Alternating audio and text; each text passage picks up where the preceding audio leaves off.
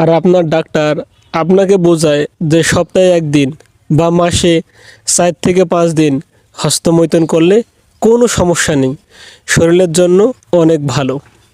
তার কথা শুনেছেন, তাহলে আপনি মরেছেন। আসসালামু আলাইকুম। 1 কোটি মানুষ যদি হস্তমৈথুন করে, 1 কোটি মানুষে বলে যে আগের মতো আর শক্ত হচ্ছে না।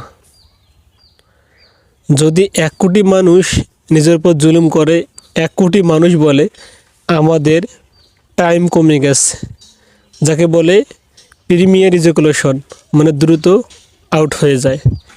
1 কোটি মানুষই এই কথা বলে।